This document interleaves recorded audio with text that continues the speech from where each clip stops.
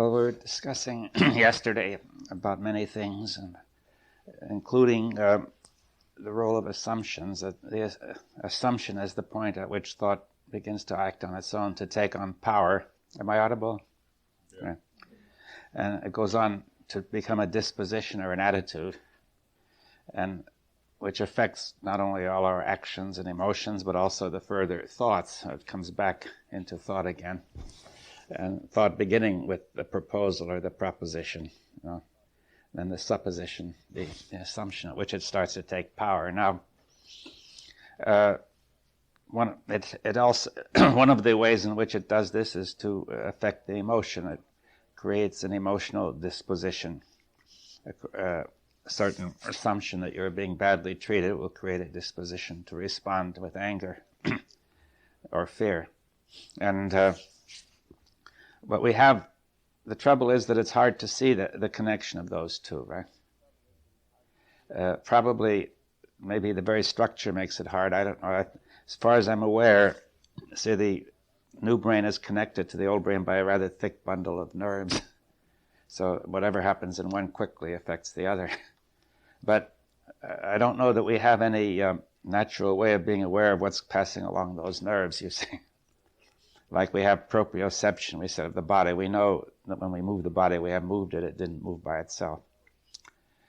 But somehow, when we make an assumption, the emotions move, but we don't quite see that we may have moved them, right?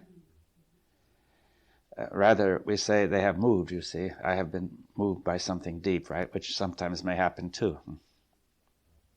And therefore, it's the wrong picture. You see, you only see half the picture, which is the emotions. The other half is out, so if you see half the picture, the meaning may be wrong. Or on the other hand, you see the assumptions and then don't see the emotions which they are producing or which have been produced by such assumptions. And therefore, the picture is also wrong.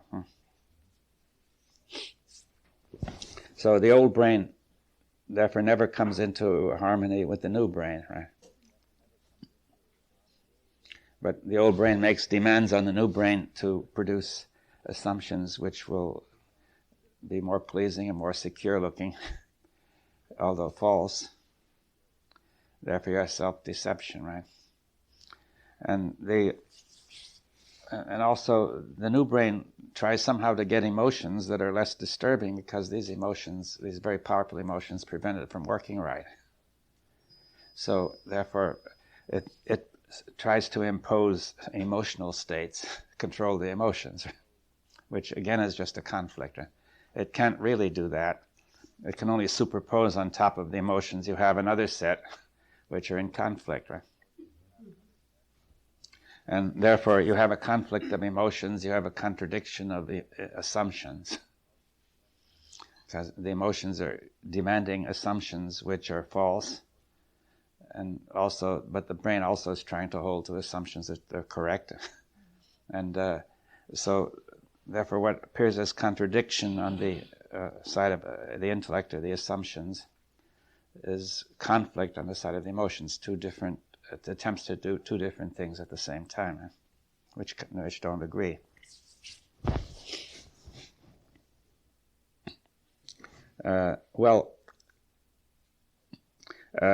Then we said that probably there's no way, neither side can deal with that, right?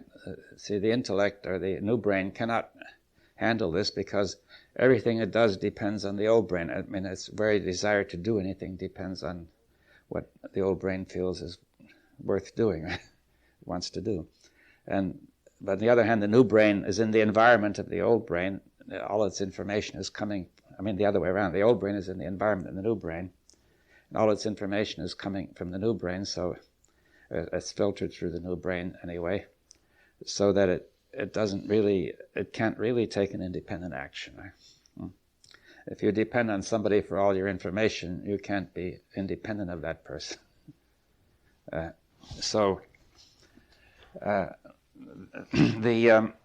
he can feed you any information he may, which may be false, right?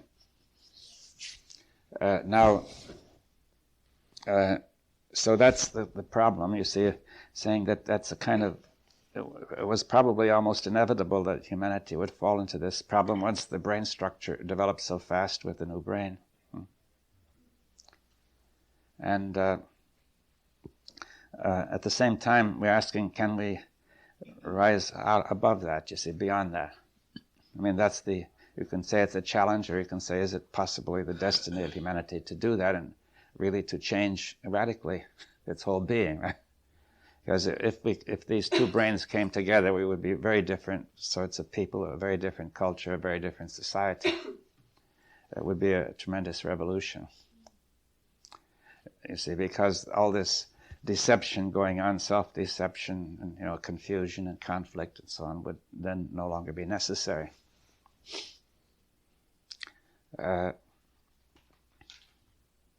Now, yes, well, that is one point, then, what we were discussing yesterday. And you see, we don't see that the assumptions are affecting our observation. You see, they affect the way we see things we were discussing, with the way we experience them and what we want to do and so on. So in a way, we're looking through our assumptions, you see. The assumptions could be said to be an observer in the sense that, you see, the meaning of the word observe, probably you could get it from there's a Latin way of defining observation as gathering with the eye, or listening as gathering with the ear, right? That is, everything in this room is gathered together. It comes through the pupil of the eye into the retina, into the brain, you see. And or it may come through the ear, right? So the observer is what gathers, it selects and gathers the relevant information and organizes it, right, into some meaning and picture. So that's what's done by the assumptions in thought, right? According to what you assume, you will select and gather certain information as important and put it together in a certain way, right? In a certain structure. That's clear. So, therefore, the assumptions are functioning as a kind of observer, right? Right? But then when we observe, we forget that, and we say we're looking, without taking that into account, right? But this observer also is profoundly affects the observed, right? And is affected by the observed, right? There's really very little separation between them, right? If you say the emotions are the observed, then the assumptions are profoundly affected by the emotions, and the assumptions profoundly affect the emotions. On the other hand, if you say the emotions are the observer, they're determining the way it's organized, then the assumptions will be the observer. You may like them or dislike them, you see. But then again, it works the same way, right? That the observed is profoundly affected by the observer by the observer. They really are one cycle, one process. The separation between them is not very significant. You see, on the other hand, if I observe this object or the chair, what's going on in me is not very much affected by the chair. What's going on in the chair is not profoundly affected by me, you see. So we could say in that case the observer is significantly different from the observer. But in the case of looking at your emotions or looking at your thoughts, that cannot be the case.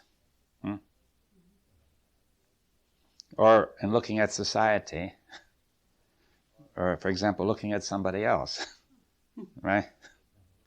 Because the way you see depends on your assumptions, and you will get an emotional reaction from that person which enters you and affects the way you see, right?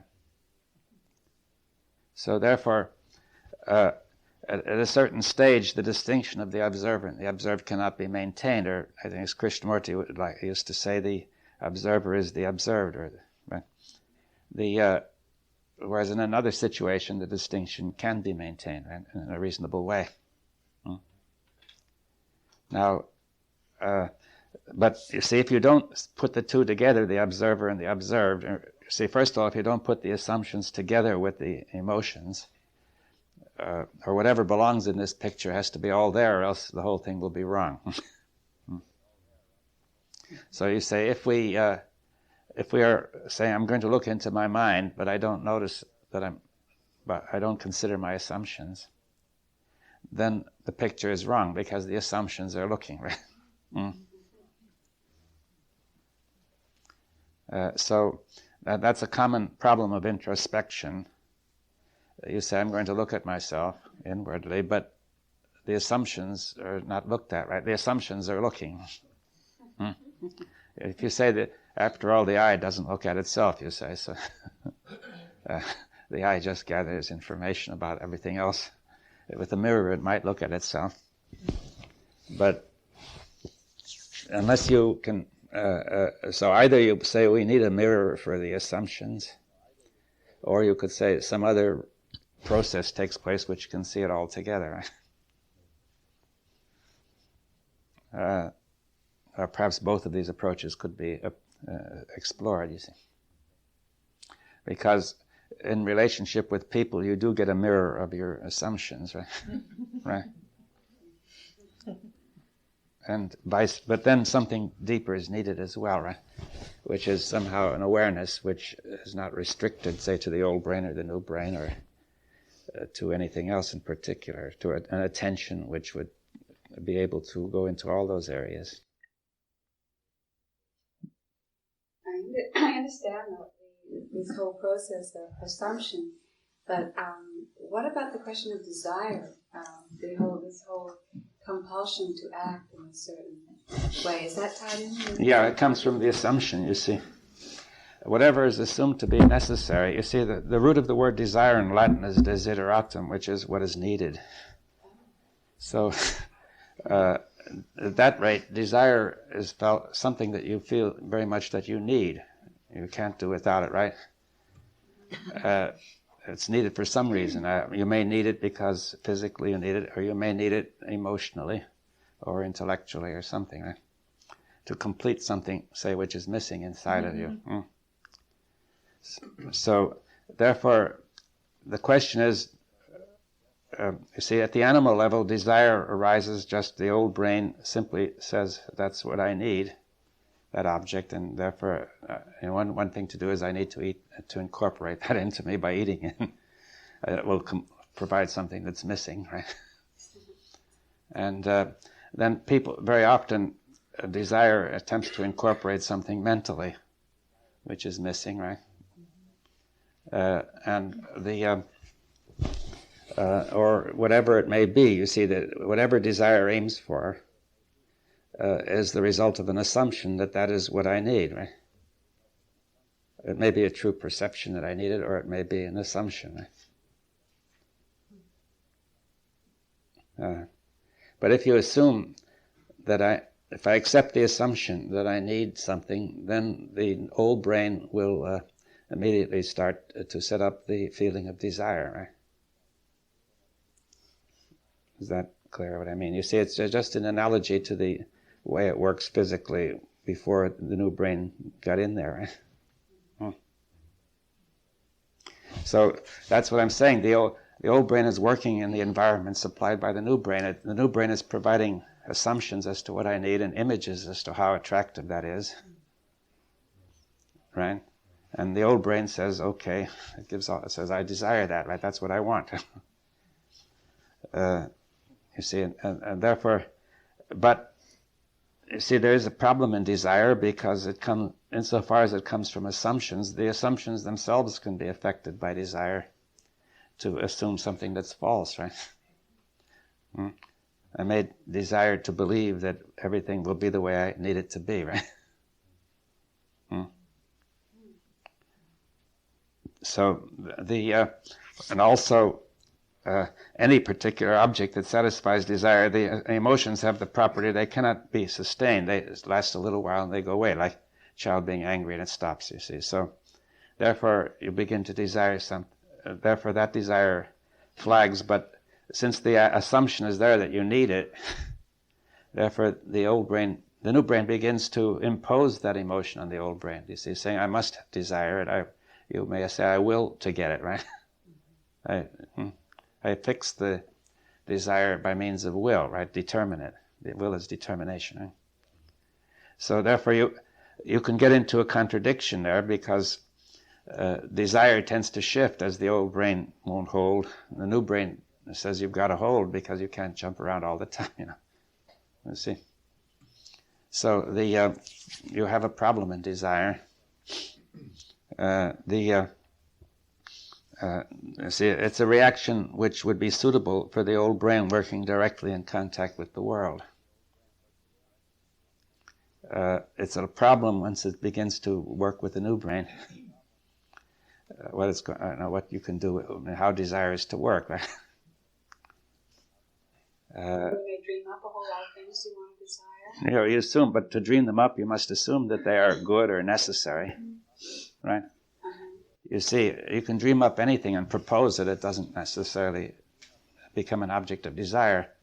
But if it is assumed that you need it, then immediately the old brain will come up with feelings of desire. You see, suppose you say, I need money, you will find yourself desiring money, right? And if you say that there's something there, I don't need it, then probably desire will go away, you see. On the other hand, the very existence of desire causes the new brain to conclude that it's needed, you see. So that reinforces it, right? So it goes around in a circle that the question is, what do I really need? And there should be a kind of intention or will or energy to get what I need, but it gets caught up in this loop here between the old brain and the new brain, entering into the field of self-deception, you see. Because at a certain stage it gets to the point of saying, there was a saying, everything must be for me what I need it to be, right? See, therefore, when desire cannot be realized, then comes a reaction in the opposite direction of frustration, right? Anger. So you see, desire inevitably turns to anger, possibly to fear, because if you need something for your security, then if you can't get it, you'll be frightened. Or to rage and hate, right? You see that that rage and hate and anger are the other side of desire, right? But we have a culture which says that they're quite different, right?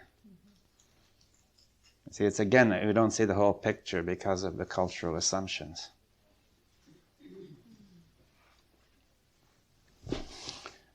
So that's very important, that desire leads inevitably to frustration. And frustration to anger, fear, rage, and hate. Unless it's in the right area, right? Well, it's in the right area. Yes, except that there's a mechanism there that even when it's in the right area, it's liable to do that, because it tends to go toward absolute necessity, you see. That between the old and the new brain, it builds up. You see what I mean? That the new brain presents an image of what would be good to have, right? And you then imagine yourself having it and so on, and how satisfying it would be. The old brain says, okay, I must have it. But then the first thing it does is to intensify that image and to encourage you to think that it is necessary, which builds up the feeling of the strength of the image, you see. You see, there's a sort of a situation in there which tends to produce distortion. And it tends to build up toward absolute necessity as somebody dwells on desire, right? Is that clear? You see, so this process is not understood. You see, we don't know we've got it even. It's very hard to see you've got it. And the culture does not encourage you to look at it, but in fact, the other way around, we have come to the point where it is assumed that desire is necessary for life to be worth living, right? Therefore, that will help build up desire too, you see.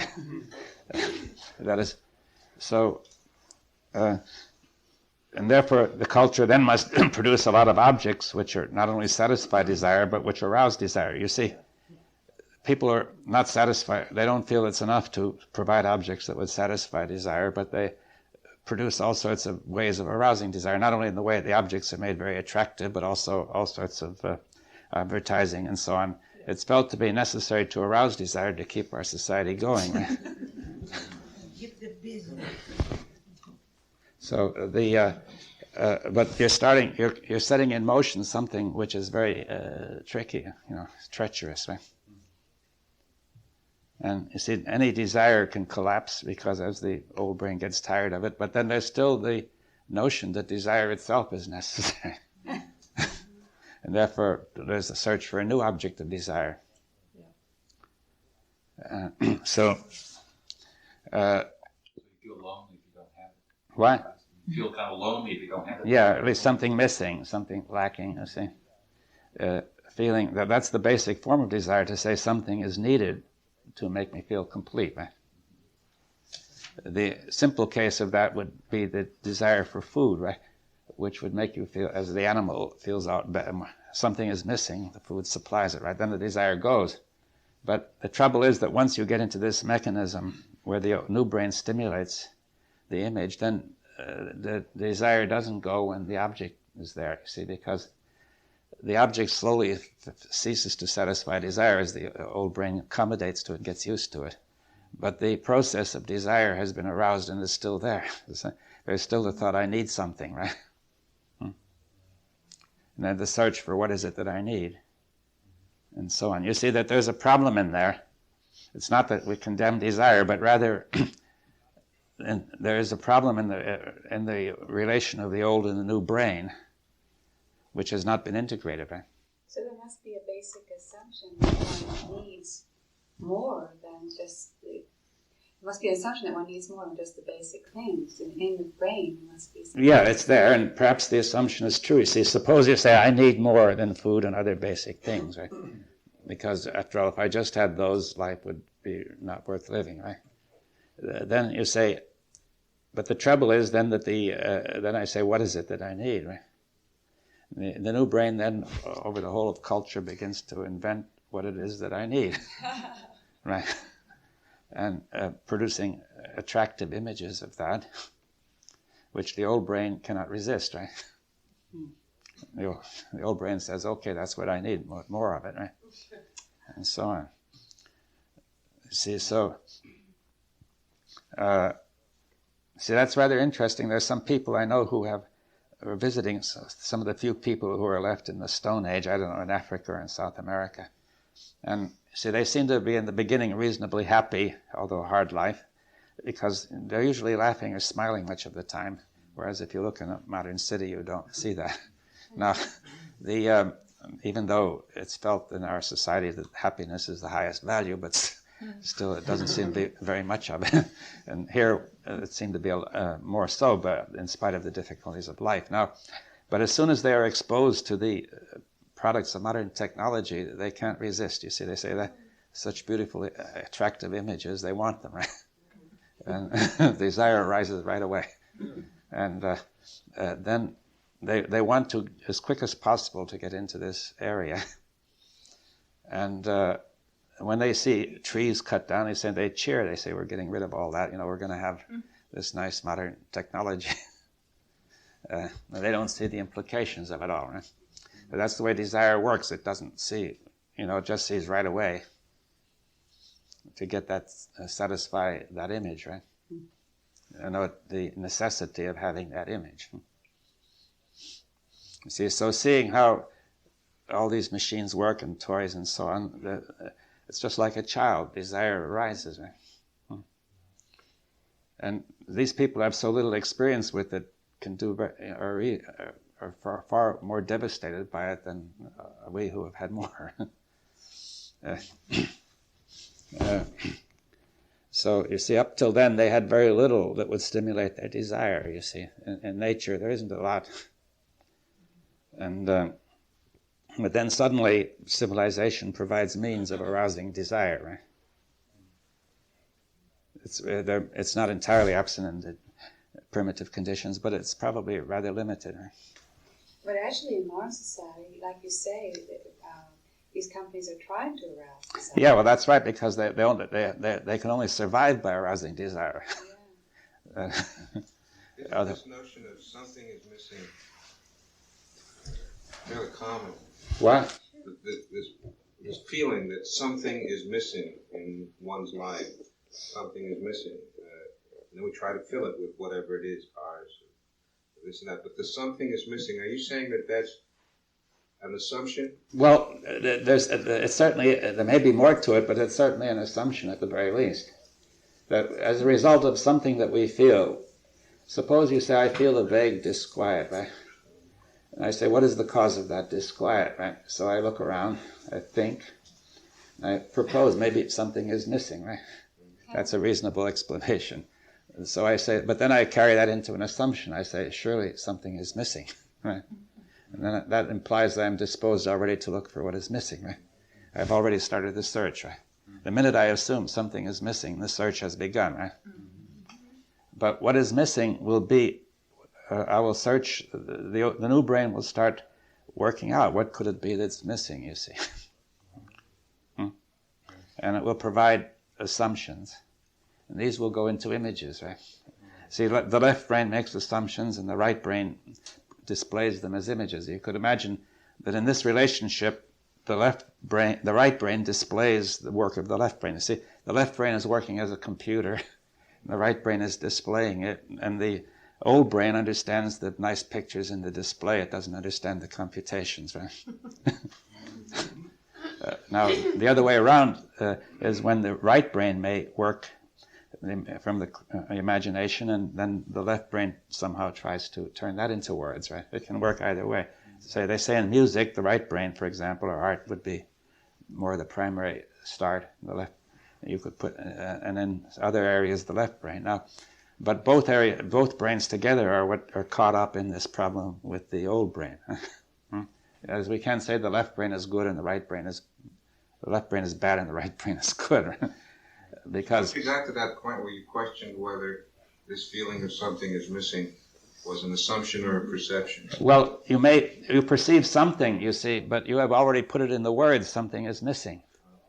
Now, you see, that already is at the very least a proposal as to, you see, I say I have a vague perception, I put in words and I say maybe it's this, right? That's a proposal. But if I put it the way you put it, something is missing, that's already an assumption. You see how quickly it goes. Yeah. And that assumption means I'm already searching. Right? The minute I say something is missing, the search has begun whether I like it or not. Suppose you put it into a question, is something missing? Well, then you begin to look. But there already is a kind of assumption in that, which is that the cause of my disquiet is that something is missing. Right? So that's a very primitive response then, you say. It actually is quite actual when it comes to just food, and the animal feels empty, so it eats. Yeah. So it's a natural assumption for the brain to make in a certain area. Yeah. Something is missing. But perhaps that isn't the right approach. Yeah, well, at least we can question it, you see. So we go deeper and not ask is something missing, but is this whole question the right approach? There's no end to this. I mean, the Stone Age man decides because he sees them that he wants beads, knives, guns, pants, whatever. The television sets, right? At the other end, I've got to have Rolls Royces, jet planes, and a pink marble mansion on the slopes of Mont Blanc. I mean, there's no end to this thing at all. You might want something much more simple. You might want to go back to the Stone Age man. But probably we wouldn't, because it would be very uncomfortable and dangerous, you see, and life is short and and so on. You see, the question is, can we have the benefits of technology without getting caught in this stuff, you see? Did the Stone Age man have anything that made him just unquiet?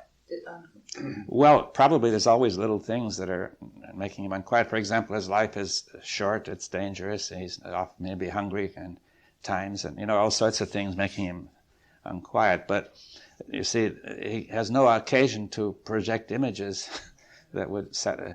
What about religious images? Do they have any kind of rituals or this? Well, I suppose they do. You see, that's part of the whole picture, to say that they may have rituals and religious images which help to satisfy some of this.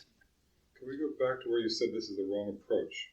When we left off there, we were we had an assumption that something was missing, and that started us off on the. But then you question that and saying maybe this is the wrong approach. Well, maybe. I'm saying that there seems to be trouble in there. You see, if we look at the assumption that something is missing, you see, what is it meant by the word thing, right? Object. An object or something definable. You see, it's interesting that in Latin the word thing is the word res, which means comes from the root rere, meaning to think. You see, so that would suggest that a thing is something you can define by thinking about it, by making assumptions about it. Right? You see, and some people think that the similarity of the word thing and think in English may not be an accident either. So that's the same in German. So the suggestion is that a thing is something, however abstract or however ethereal, but it can be defined by a thought, which it contains an assumption, right, of what that thing is. And now, if we say something, and then there's everything, all of those such things, right? And there's another word which is no thing, right? Namely, no thing might represent vacuity, but it could also represent something which cannot be defined by thought as a thing. Or verbalized, yeah. But anything that can be verbalized, at least we can't say that, but whatever could be defined can be by a thought could be verbalized, right? But is there a process by which some part of the brain that conjures up the no thing, and then thought or memory wishes to record it, so that the process of becoming an object is in the recording and then in the verbalization? But that one part of the brain did record a no thing. Well, maybe, but how could you record a no thing? No, I mean, the recording became a thing, but, the memory of it. Yeah, but the question is, would it be possible to remember no thing, you see? I mean, I'm just raising a question. I think it would. I think it would. I think we have mechanisms that do that. How? So I don't know what they are, but I have a sense that they do that. No, the memory of it is not the no thing. The memory becomes a thing. Yeah. You see, whatever we remember is an abstraction. We don't remember what actually happens, you see, but we pick some abstraction is picked up. And this abstraction contains assumptions, right? You see, the power of memory comes because every memory must contain an assumption as to what the thing is that is remembered. You see, what sort of properties it has and so on, what it means. And see, it may be the assumption that it's good or bad or that it's round or square. You see, but so the power of memory comes up because when you remember something, you remember it with all the assumptions that are connected with it. And the assumptions take power. There's something before that we talked about, somebody said we had a vague feeling that something was wrong. And it seemed to me we jumped from a feeling to a thing. Yeah. And then that seems to me a problem starts. Yeah, well, you see, we say if it's a thing that's missing, then it makes reasonable to look for that thing, right? Search, you see, because you say whatever is missing, you make a search to either find it or produce it or construct it or create it or whatever. But before that, it was a, quote, feeling. Yeah. Yes, now, even with hunger, it's, say, a feeling first, right? Isn't it? Then a thought comes in saying, what is missing is food, right? But that can be deceptive, you see, because people can get to overeat because of that. The feeling may have an entirely different cause.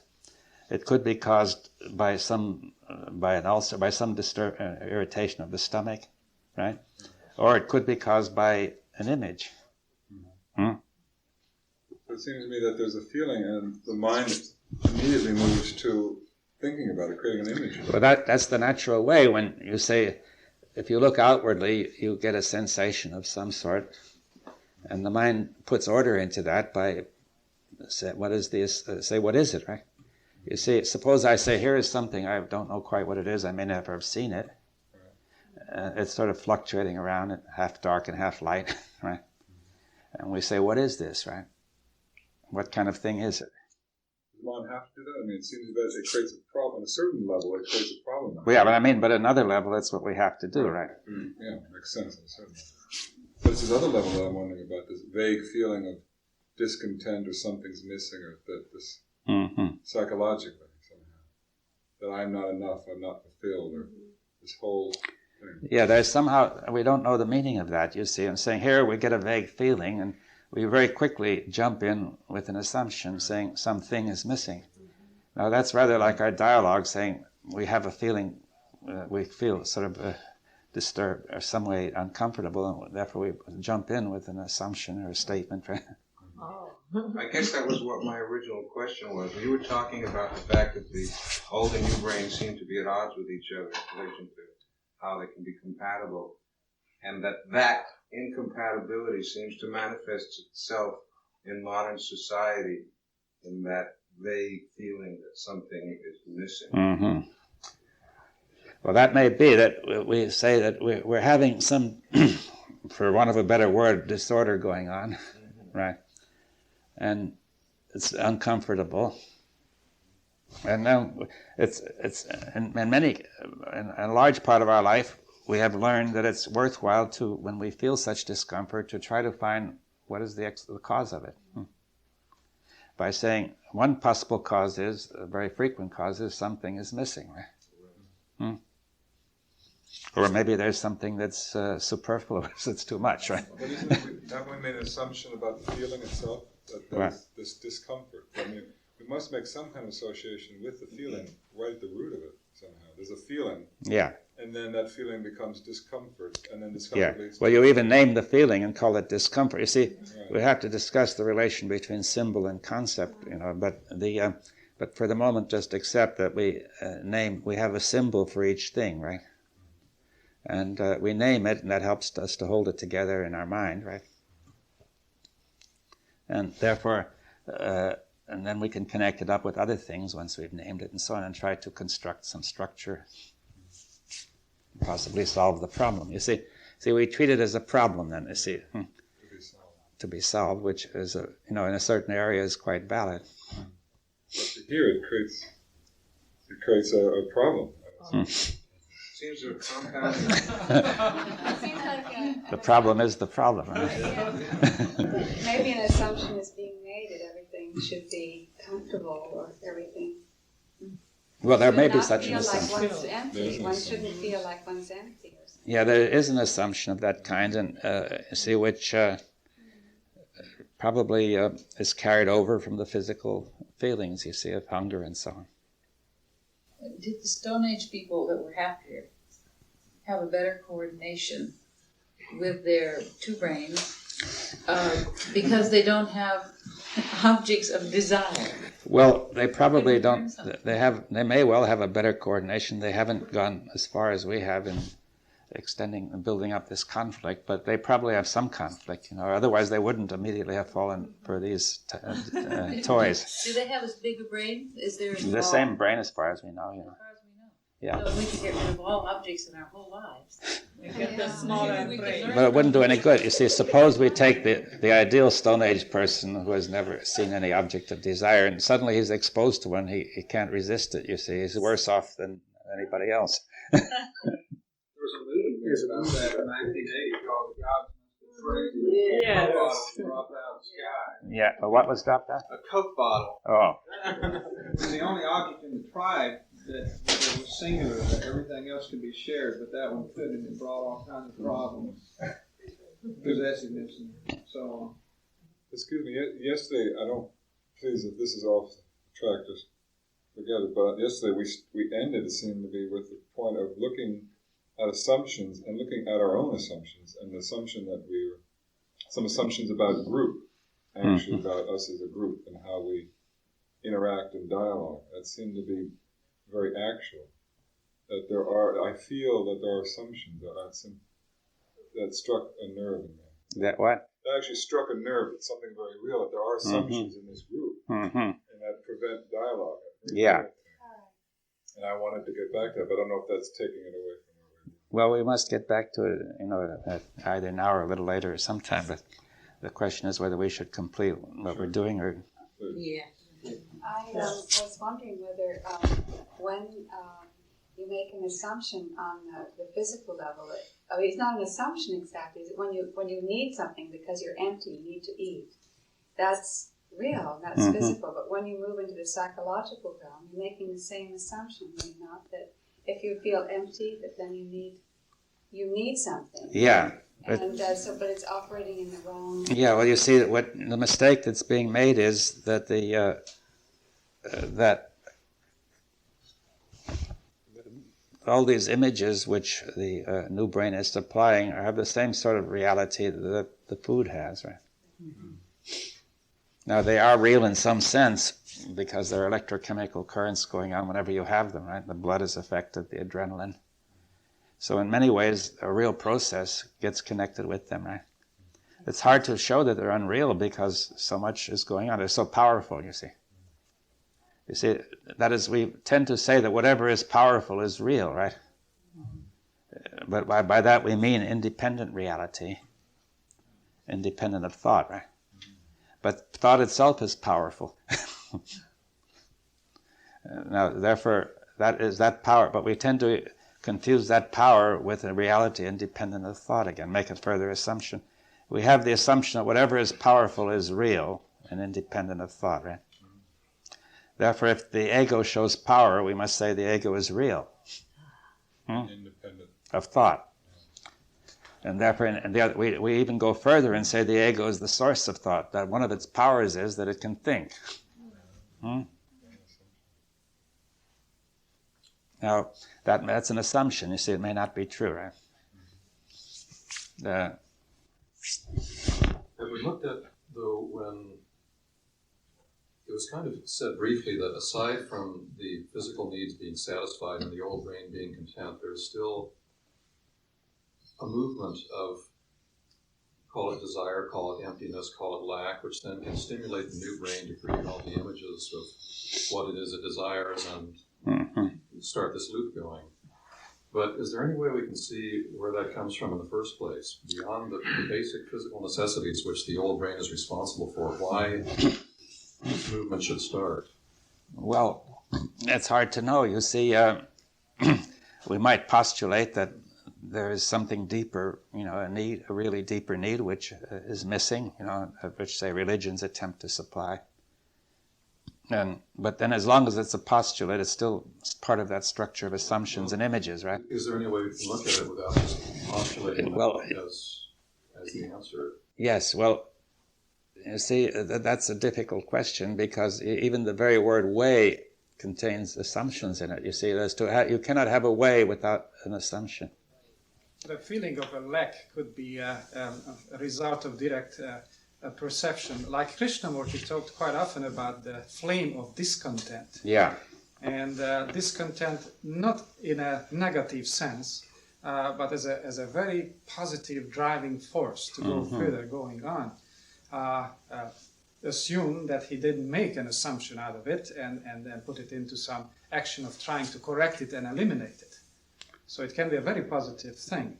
Yes, it can be. And you see now, but you see the first point is the very subtle movement which turns that into desire, right? Or into assumptions and images and desire, right? We have to be, that movement must stop if this other movement is to have any meaning, right? Yeah. Well, that becomes difficult. In other words, what are we saying? That if we really work very hard and until all of our assumptions are accurate, are we out of the soup? I don't think so.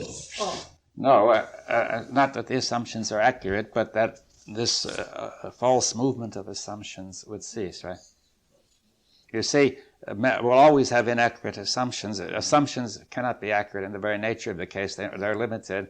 They have some correctness, but some limit, and they're incorrect in some ways. And we have to constantly be aware and perceive their limits, right? So so assumptions cannot be truth, right?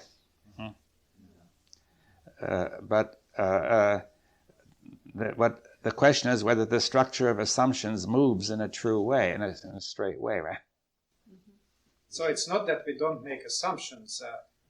Assumptions become detrimental if they get frozen, if they continue going toward absoluteness. Yes, and therefore go to self-deception. You see, the assumption has the power to move according to what the assumption assumes to be necessary, right?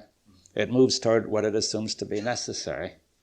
And the movement is in the disposition. It's not what we choose. You see, one of our assumptions is that we choose the direction in which it's going to go, right?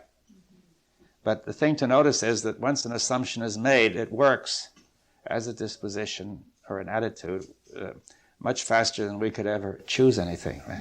You start gathering information to fulfill that. Yes, well, we gather it according to the assumption. But David, we also said there is no action without assumption. What? Assumption is giving power to thought. Well, no action of thought without assumption. No action of thought. Are assumptions necessary at all? What? Well, they're necessary in a certain area. You see, we are assuming all sorts of things about, if you get into your car, you're assuming all the parts are in order, and so on. They may not be, right? But if you find difficult, well, even in some fairly abstract areas, you see in mathematics we make assumptions, and so on too, right? So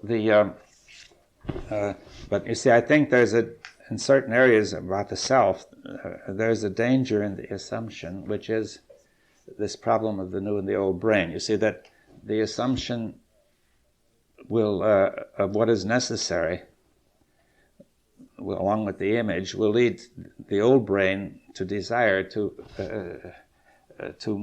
demand what is necessary emotionally, and the easiest way of satisfying that demand will be to change the assumptions to fit the object, to fit what is desired, right, rather than what is correct, and that's self-deception.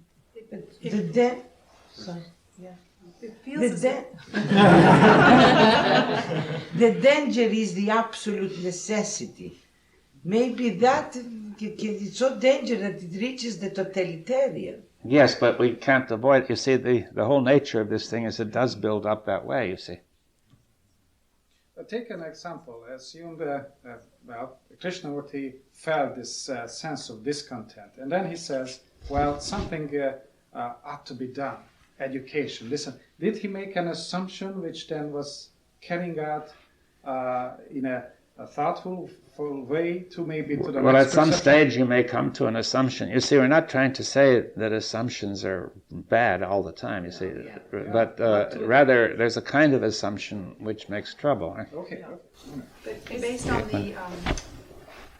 the non-alignment of the old brain and the new brain, then we build assumptions upon assumptions upon assumptions. Yeah. So it sounds as if, or feels like now, we almost have to reestablish a base in some way. Let's say if we come to that kind of understanding on some kind of deep level, and maybe that's an assumption that we have a deep level of understanding, it almost feels like, your example of the car. I get in the car and I assume it works, and I was thinking, well, yeah, and then we also assume we need a car because we assume the only way we can get to where we're going is by the car, but that's a desire that was built over many, many years of thinking. Well, by now it's correct because there's no other way to get there. That's right. But see, I'm wondering if we have just built false foundations on false foundations. Maybe it's a necessity to expose our assumptions now. It is, but the trouble is that these wrong kinds of assumptions have built into them the assumption of the need to conceal the assumption. You see, we talked about that yesterday, right? Well, have we got as far as we know, have we got the equipment to get rid of the old assumption that she was talking about, this big foundation thing, and then set up something new? Have we got the equipment, or is it going to take something else? Well, we don't know. You see, that's a proposal. We're saying, look, we're now saying we've raised a question, right, and saying here's a difficult situation. Okay. And we say, now we raise the question, do we have the equipment to do anything, to deal with it at all? You see, now we say there's no certain way of answering that question, right? No, but still a doozy of a question. But see, what we can do is to get a feeling for it, and to make a proposal as to, and explore it, right? Would you call it a working hypothesis, so to speak? Well, at some stage you can set up, the proposal becomes a working hypothesis, and you accept that, fairly confidently until you see some reason not to, right? Right. But you're right. But it's even like your model of the brains is just a proposal. That's right, yeah. And you can't get attached, you can't say that's it. No, no model is the same as the real thing, right? The real object or the real thing is always much more than the model, and also different in many ways. And this model will help give us some perception of the relationships, you see, and enable us to move away. Right? Yeah. Mm-hmm. Only if we assume that the model is accurate, though, right? Yes. Well, if we feel that we can assume for the moment as a working hypothesis accurate, on the basis of our exploration, it does seem to have some promise. It does seem to explain a lot of things fairly well. And we can explore for a while on that model, but of course we could then get attached to it and get in the same trouble. We're going to eventually have to give it up. What? We're going to have to give that up. Well, we have to sort of leave it go. We won't depend on it, you see. Yeah, but it's useful at a certain stage, right? An understanding of a false assumption, what is the effect of the understanding or the awareness of the false assumption and the assumption? Well, if we really understand the falseness of the whole structure of the assumption, it goes, right? You see, if you assume in a simple case that something is wholesome food and you find out it's poisonous, you see immediately your desire for the food is gone, right? Right? That because you see that it's false and there's no more power to it. See, to see that an assumption is false disempowers the powerful assumption, right? If that's true, I propose that we explore the assumption that I am an absolute necessity. All right. Does anybody want to begin? You in particular? Why not? Well, it would seem that we've been talking about, at the beginning you mentioned the fact that is the ego an assumption? And the ego seems to be expressing itself in the term I, in a general sense. And we're exploring the possibility of this particular assumption being an absolute necessity. If it isn't, then if what Ellie and you just said is true, the ego would dissolve. Well, yes, the false features of the ego. You see, in some sense, some features of the ego may be correct in the sense that we said that if we take, in the elementary case, there's a distinction between actions which originate in this body and those that don't, right? And which where the nervous system is wired up physically, at least, to tell, right? So now, therefore, that would suggest that to some extent some distinction must be made, right? How far it must go has to be found out. But so therefore, we can say there is some meaning to having the subject. This we'll call the meaning of the word subject, right? Namely, that some action originates inside which can be distinguished from an action that originates outside. Although in the long run it may be very hard to maintain that distinction because what happens inside is the result of what happened previously outside, what people said to you and so on. But at least up for a certain period you can maintain that distinction, right? And say that there is some meaning to a subject which has roughly connected with a certain body and with certain relationships and certain needs and so on. And that certainly, and it could be given a name, each one has a name, and the general name of it is I, right? Everybody uses the same name, which is the means by which the reference is made to this particular subject, right? It seems like we're describing this thing called I, but it seems to be, if I may say so, it seems that the I is just a compilation of assumptions. And if we examine our assumptions, we examine the I. But the assumptions, some of them may be valid and some may not. Right. But isn't that the sorting out? Yeah, but I'm saying if I examine this object, I have assumptions about it, and when I find those that are valid, I understand something about the object, right? But I say I make assumptions about the car, and if I examine it carefully, I'll find some of them are wrong, some of them are right, right? Those that are right help me to understand the car, right? Or to deal with it, right? Now then, so we can make some assumptions about, I say there are some valid assumptions about the self. I think it would be a mistake to begin by saying the self is a totally nonsensical assumption. No. I want it, but if we started with something that was real, like we stopped with yesterday, which was the assumption about how we should dialogue. Yeah. And it seems weird because what happened, that may trigger this other thing, emotions, and then we can actually, it seems that we can see it, and then we're dealing with it now, rather than kind of skirting around it. Yeah. David, it seems to me that we can sit here and talk about explanations about assumptions, and that can be very interesting, but it's one step removed from really seeing something. The explanation isn't exactly it. Right. Right. Was anybody else want to say anything about that? Isn't there, though, in some way, if you're just listening to a theory or ideas or a proposal about assumptions, if you're kind of just listening to it, that may be, as he said, one step removed. But in a sense, if you're really listening to what's being said, you are actually in the process of questioning assumptions. I mean, isn't that how you hear something new? When I came into this room, yesterday, I hadn't heard or thought or considered some of these things. But now when we're sitting here, if we're really listening to each other and really, right? Isn't there something to that isn't? Why don't you direct it to him? I agree with Huh? Play it safe.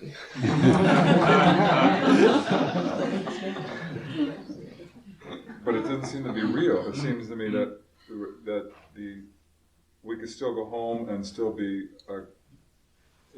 conditioned and driven by our assumptions as we look at the actual assumptions that we have. I mean, we could talk about assumptions, but to actually experience them, to look at them actually as they're happening, seems that the real stuff of it. I may be wrong. Maybe that's an assumption. No, but I agree. But what I'm also saying is that when one is listening to something that someone else is saying, let's say, some of these proposals about the old brain and the new brain. I mean, if it's a theory, it's one thing, but in some sense, actually listening to it seems to be an action. But isn't that action just a temporary state of abeyance? I mean, because we're listening, we're attentive, but after the attention lacks, then No, not necessarily. No.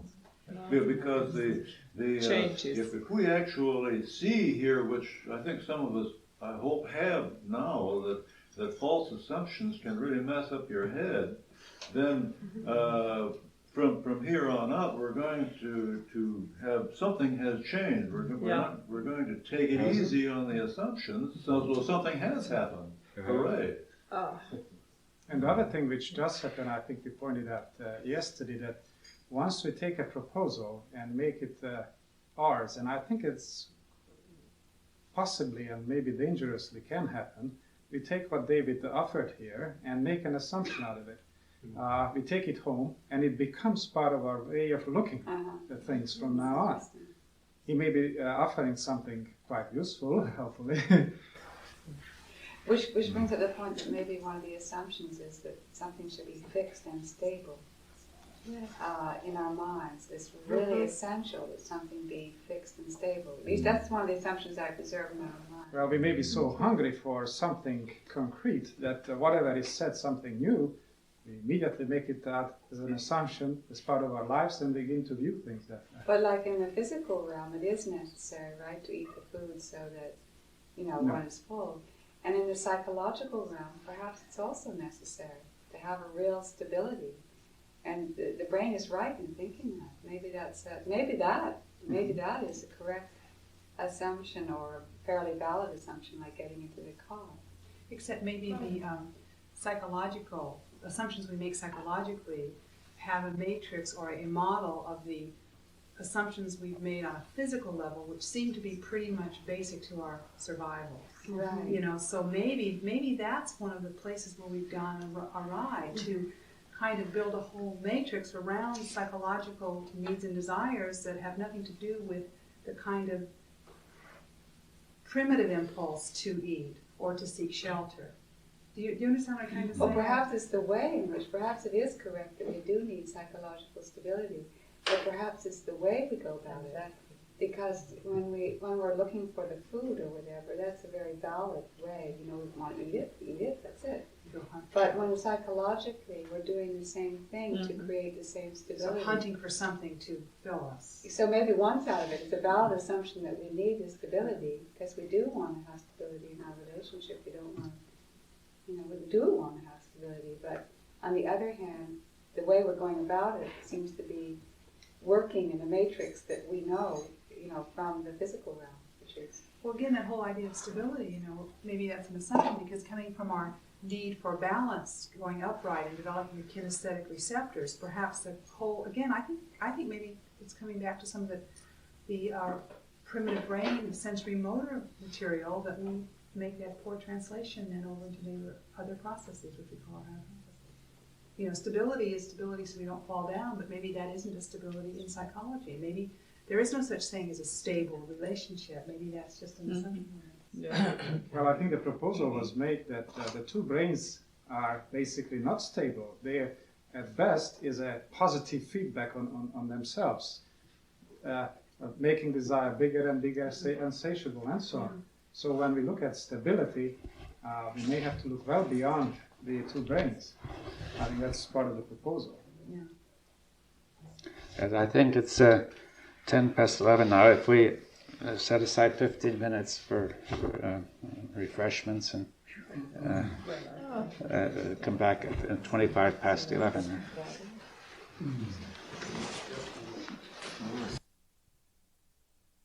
Yes, so we have various possibilities, to go further.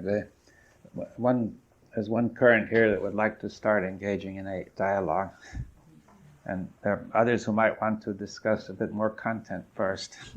Right?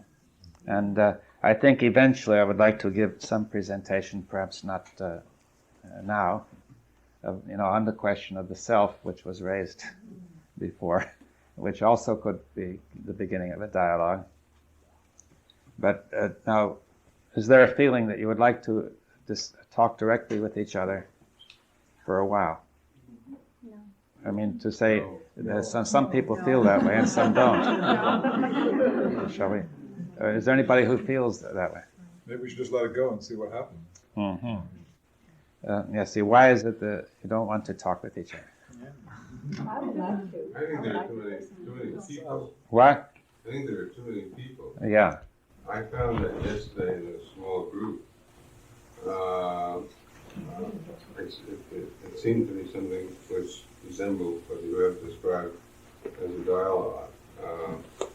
Maybe we didn't know we were doing it, but we were, and it happened a little unexpectedly, but it happened. That was really very rewarding. And that's one of the reasons why I feel that it might not work out if we try to dialogue with so many people. Yeah, but ultimately, of course, it is possible to have a dialogue in a large group, but it often takes some time to be able to do that. I mean, quite a few sessions. Yeah. But still, we could have a little bit of it from time to time. You see that. In other words, there's no reason why people shouldn't start talking directly with each other, as we began, and that in fact began to happen toward the end of the last hour. But you see, if people would start talking with each other, then you begin to get, as you were saying, some actual emotions present, right? Along with the assumptions, right? That might work better after we gotten together again in a small group. Yes, you could perhaps see that in a small group, right?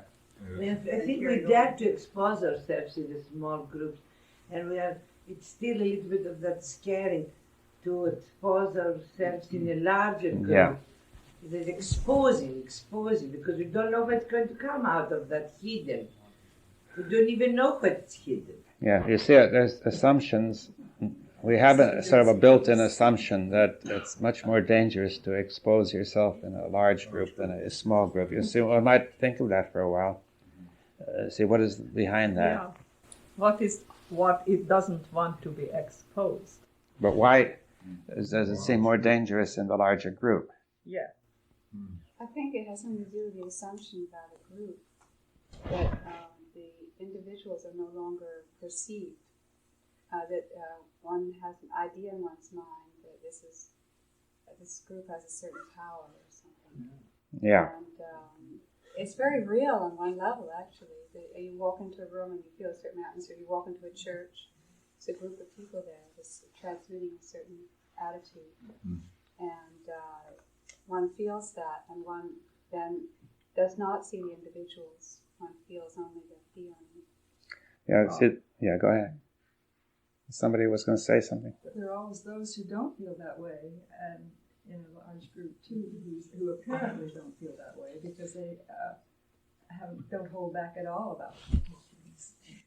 Yes, but there are also, if you consider experiences of that kind, there are some people who are able to dominate a large group. That's what I'm saying. But it doesn't mean that they are exposing their assumptions, right? Yeah. Right. That is one approach to this dangerous situation of a large group, is to dominate it. Right. You see, facing danger, that is always one approach, dominate the source of danger, right? The other approach is to keep away from it. Well, I thought there was another reason why I felt more comfortable about letting myself be vulnerable in a small group rather than a large group. And it didn't take very long for everybody in that small group to allow him or herself to be vulnerable. And so I felt that we had established a common ground, that we had sort of allowed confidences about each other and the other. And therefore, I felt that, perfectly comfortable in allowing myself to be vulnerable, because, if everybody else was doing it, there was something special about it. You can use any word you like, but it meant that it gave me a greater confidence that these people weren't going to go out of there and talk about things that were special to me. Whereas if I'm doing it in a big group like this, and I don't really have that experience with the majority of people here, then I don't feel as comfortable about that. That's kind of paranoia, of course, but nevertheless, I have it. Yeah, well, that's an assumption. See, paranoia is always a certain kind of assumption, right? About the threat that comes from the environment. As a practical matter, though, there are 50 people in this room, and it's not like a cocktail party where people gather in little groups and everyone talks at once. So here, if each person opens his mouth for 2 minutes, basically our 2-hour session. I think there's, in our culture too, a certain conditioning or assumption of politeness where it's not nice to dominate or impose one's own noise upon other people, but hear what they have to say. And that some of that, just the practicality of having 50 people each trying to talk in a limited period of time may be as much a factor as the fear of being vulnerable or something. So. Yes, as you said. From my point of view, I don't get a chance to hear you talk very often, and our time is limited, and I'm very keen to hear your mind at work. Well, is there an assumption in that too? Yeah, it could be an assumption. That you know it and we don't. Also, suppose I would like to hear your point of view. I don't know. I mean, I don't know these other people, so I don't know what they have to offer.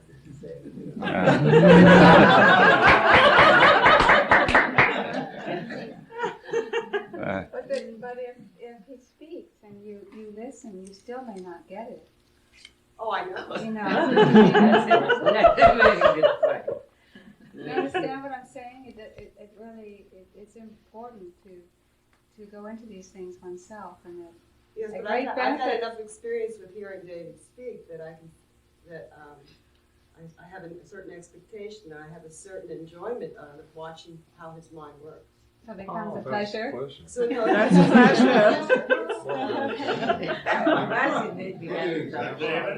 David, it seems that this all brings up the factor of why are we here? I mean, is there a motive behind why we paid our money and walked into the room? And does that mean that we've made a certain authority out of you and expect something, have assumptions about what we're going to get, if we're going to get it? For $180. That we discussed last time. Raised the question last time whether you would get value for money or something. I'll give you an example of what happened in a small group yesterday that I would find much more difficult here. We came in there to discuss this question of development of the feeling of absolute necessity and how one could step out of that, get away from that. And since I spent my entire life being a person who solves problems, I immediately perceived it as a problem to be solved and tried to think of how I could solve it. But I couldn't think of any way to solve it. So the next thing I thought about, let's think of an example of people who've done it. And I managed to come up with one example where it might possibly have actually happened. I was thinking of Anwar Sadat, and stepping out of the absolute necessity of the confrontation. And then another person in the room pointed out to me that that was all well and good, but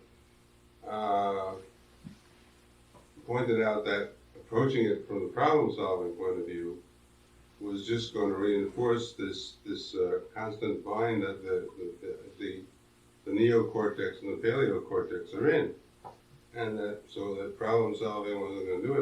And I suddenly realized that she was right.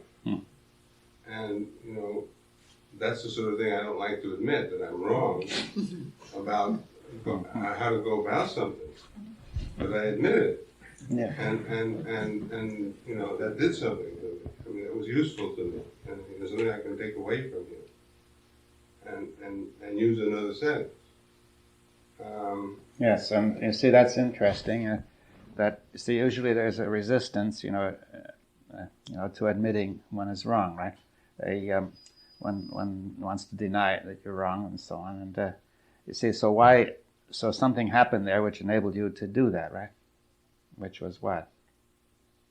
Well, I felt that there was something about the setting in which I could allow myself to be vulnerable. Mm-hmm. I don't know what it was exactly. But I certainly wouldn't do that, among groups of my peers and who were dedicated to solving the same problem. It would be a confrontation rather than a dialogue. But it is very useful. There's no question about that. Well, maybe a question, but anyway, it seemed useful to me, and it seemed like something I could take away. Why I was able to do it, I don't know, except the fact that we were all allowing ourselves to be vulnerable, and I just felt that in a group of people who are all allowing themselves to be vulnerable like that, there's no problem. This is something different from what usually goes on between people, and you can have confidence that this is okay. You can do this. I don't know. Mm-hmm. Yeah, well, it is something that it is possible, to get a group in which this is happening, and this helps to examine the assumptions, to expose them, and in a way that would be much harder with one individual, where a confrontation would tend to develop, especially, as you say, in a professional context, where there are assumptions as to what you're all doing and so on, that make it very hard to move, right? So you see, that's why the power of the group which is not committed to any particular aim. You see, the professional context has some assumptions as to, the way what you're out to do and how you must do it. And you can't get it. They're absolutely limiting. Now, any function that we would set up for the group would act that way. Right? It seems like in a dialogue, what can so easily happen is that the mind makes an assumption that it must find an answer, and so at each step that a person speaks, the mind is seeking an answer to its state of discontent. Mm-hmm. So it keeps stopping instead of listening, which seems to be a kind of movement from listening to one person, another person, and not stopping and trying to find the answer. Mm-hmm. Would you say it as a conclusion in a way before it starts? A conclusion? You mean? Mm-hmm. It's seeking a certain thing. Yeah, right? And it's got an end there already. Yeah, it's seeking. Each time the person speaks, is seeking an answer. And the way I've been educated, or at least we've been educated, is that conscious thought, if it doesn't have it all together, I mean, at the end of the seminar, I might go home and memorize the whole thing and just repeat to somebody else exactly what on. Therefore, I've got it. And that when that doesn't happen, there's a frustration. It says nothing is happening. I'm not learning anything because I haven't got it committed to memory. I mean, I see the falseness of that at a certain level, but there's still a certain frustration in that. So the computer is not satisfied, does not have conclusions to file out the drawing. That's true. The department.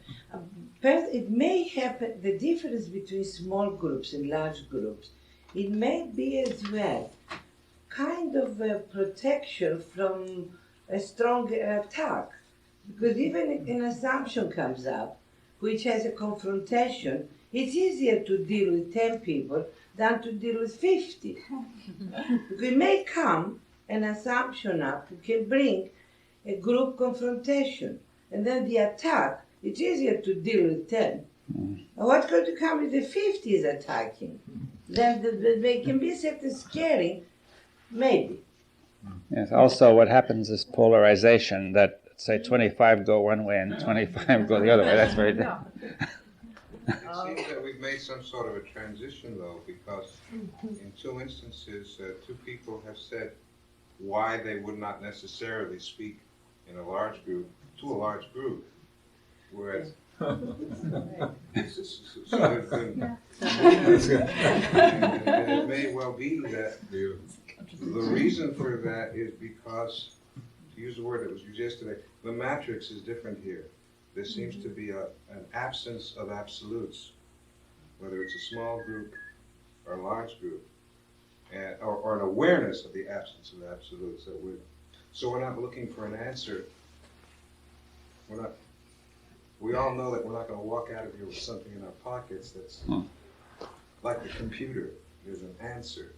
We're used to answers, and there seems to be a tacit agreement here that we're not going to walk out of here with any answers so much as perhaps a different way of looking. Mm-hmm.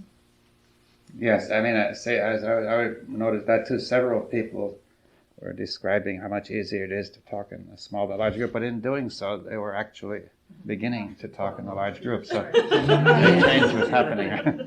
You see, see, so that's not an absolute difference between the large and the small group, but that can change. Right? But at first, the large group is very forbidding because one reason is, you see, the society acts like a kind of conscience. You see, it seems to be ready to criticize and sort of to assign guilt, or Yeah. And that's part of our culture, of most cultures, that the large group actually acts as the one. It can assign guilt, right? It can act as a conscience, and which can be very disturbing. Right? And also there, as we said, danger of polarization, the danger of confrontation, of disruption, danger that it could turn into a sort of a mob. There are all sorts of things, but it's important to have a large group actually functioning. See, if we take it as permanent, as absolutely necessary, that a large group can never function properly, then society will be in a very bad way, because we must have people able to work together, to talk together. And yet you say it can't be done except in very small groups, you see. So now, you see, if you say democracy is necessary, then yet you say as soon as you get a appreciable number of people, it all goes to pieces. And so it's a contradiction. Now, see, that would drive you into the other side, which would be hierarchy and bureaucracy, right? That is, in hierarchy, you have, each person is related to the others through the one above. And in bureaucracy, you form groups of a comfortable size. Usually bureaucracies, somebody remarked that, I know, the bureaucracies consist of comfortable family-sized groups of about 8, you see.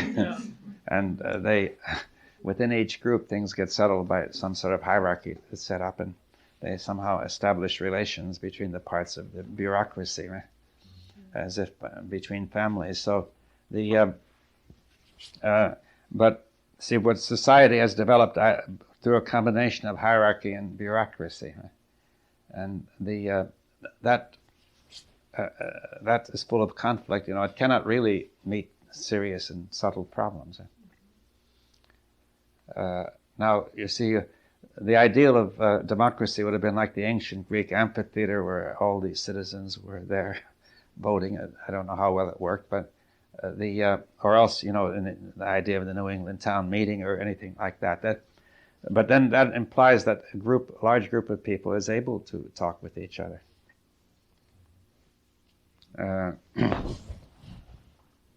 There's one other form that I think I don't know if it was prevalent, but existed in earlier societies, and it may still exist, and that's consensus, where there's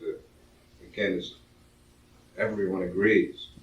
Yeah, but how is it produced? You see, in the hunter-gatherer society, there were no more than 20 to 40 people, and they all talked in a circle and got to know each other and trust each other, and that would form, right?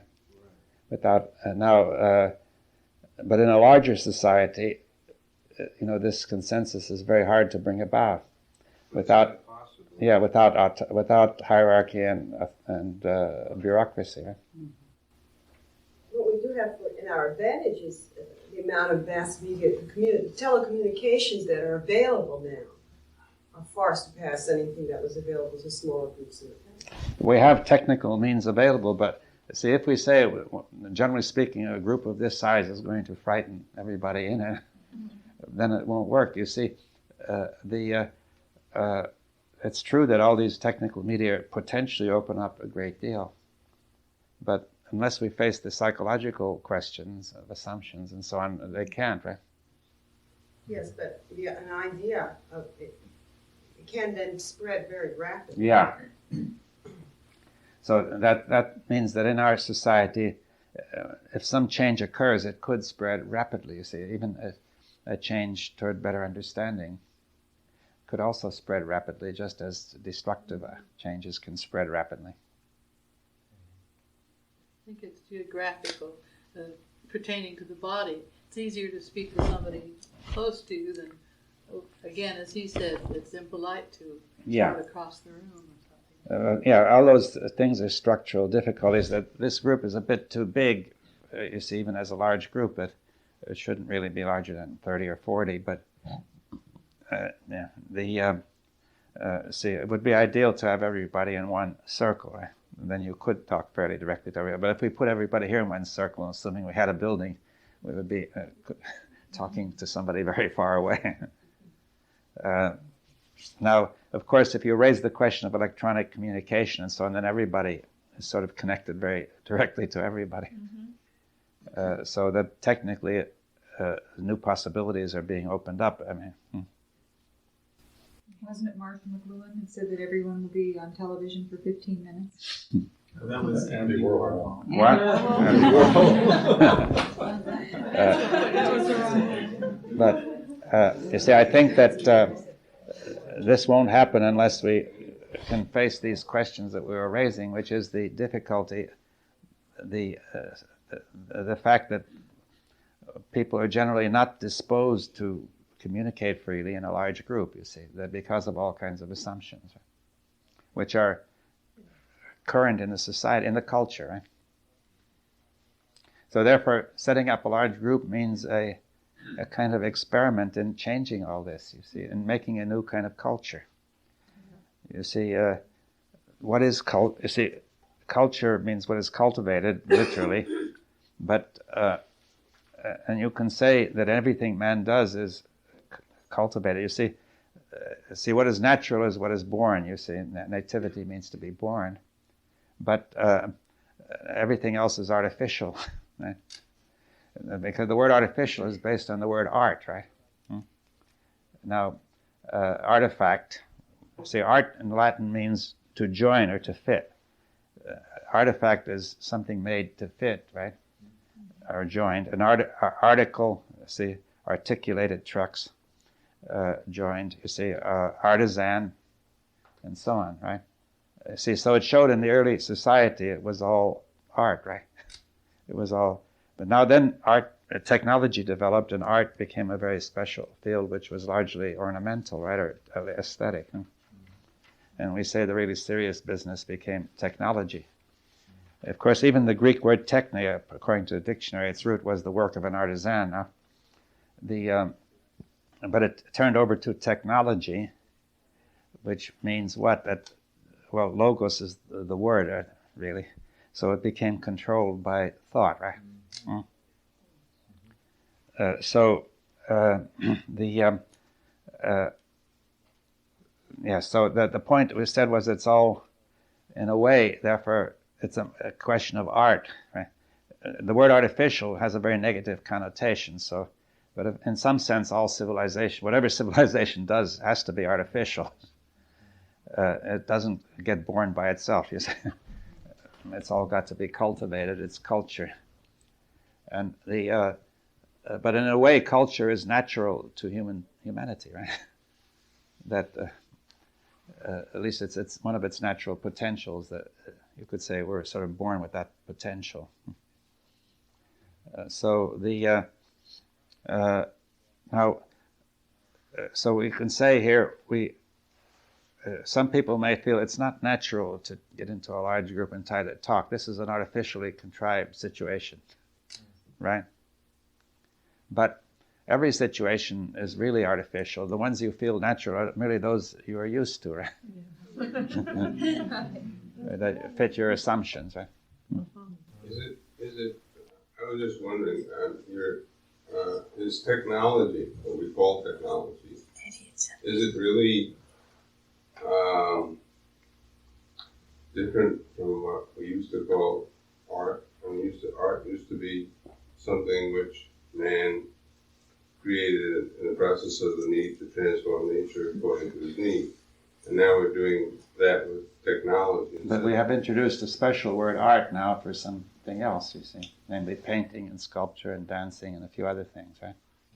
But isn't it really the case that what we're calling technology now, I mean, for example, people are developing, like, for example, programs to do things. And when you look at them, they act upon nature, they're useful to man, and they're also really very beautiful. Well, some of them are, anyway. Yeah, some of them are very beautiful. But we don't think of them in those terms. But I think what I want to... Oh, go ahead. I understand the point that you're making, that what used to be art has now become something ornamental. And isn't it just that we're calling the transformation of nature by man, which is really what art is all about? We're just calling it by a different name. Well, I'm not sure. You see, I think I wanted to go into this difference I think there is between art and technology. You see, they're both aimed in some way at transforming nature, but you see, now let's bring in, say, the word method or technique, which means there's a certain assumption as to how to proceed, which is laid down beforehand. It may be modified and correct, and so on, but if you have a technique, you are going to proceed according to a certain assumption, right? Which may be tacit. Now, see, let's see, if we take the word art, I want to say that the question is, art means what fits. Technology also means what fits, right? So where's the difference? You've got to join things to fit to make technology. So it's the question of how it's done, you see. That now, I think in an artistic perception, the notion is that this is determined or perceived from moment to moment in a sort of a feeling, which is not laid down beforehand, you see, by a method. Though there may be a technique to an artist, it grows out of his art, right? So therefore, if an artist should just imitate somebody else's technique, it would really make mediocre work, right? Now, that's another distinction. The creative is not the mediocre, you see. The creative is not the destructive, and the creative is not the mechanical. Now,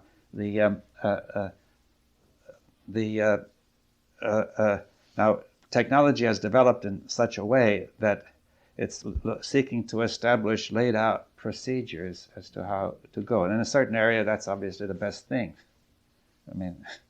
But it cannot be extended to the whole of life. And it's implicit in much of our technology that we're going to organize everything that way, including human relationships and so on, right? And therefore, I say that really is not possible. It won't work. We are overlooking something very important, that what Krishnamurti used to call the art of living, for example. You see, we could also discuss a method of living or a technique for living, right? And in fact, that's implicit in a great deal of what's coming out of sociology or various kinds of modern research, computer theory, that we would eventually get that. So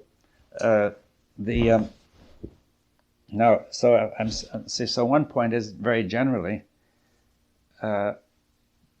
we have to look at this question of art. You see that it's not just a question of ornamentation or aesthetic satisfaction, or even giving people a chance to be creative, but it's more than that, right? It's a question that it's a pervasive feature of the human existence, which I'll discuss that. And in fact, therefore, if we're setting up this group, this has to be an art, you see, right? It cannot be a technique. Therefore, we start with small groups where we find it fairly easy, and we say that seems more natural, but it only means that we're more used to it. It's easy. We don't have so many problems with it. But we now say that it would have to be an art to make a large group work. We could make it work by a technique, perhaps, but that would not be the same thing. Yeah.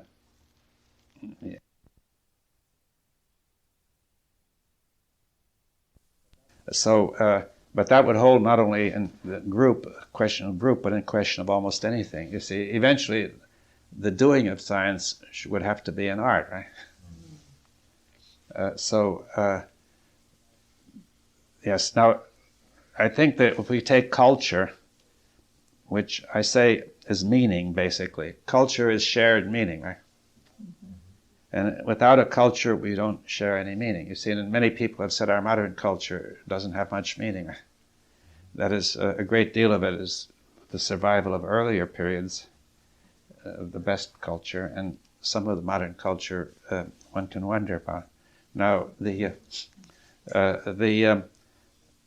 I think that there are three main features of culture in human life. See, one of them we call science. The other we could call art, and the third we could call religion. I mean, I think if you take those three, it covers most of what we could call culture. Now, science includes technology, of course, and the development of engineering and things like that. Right? See, science is basically knowledge. The word science means knowledge, right? Like conscience is basically conscience. Its root means what is known together, and that is also the meaning of the word consciousness. And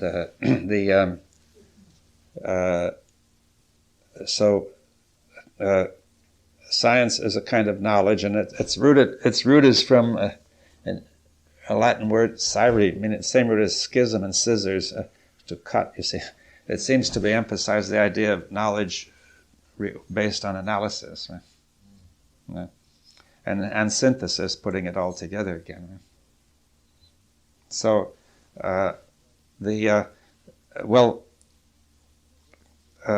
in addition to the importance of knowledge, you see, which is clear, you have one of the features of science is really in principle, science is dedicated to avoiding self-deception.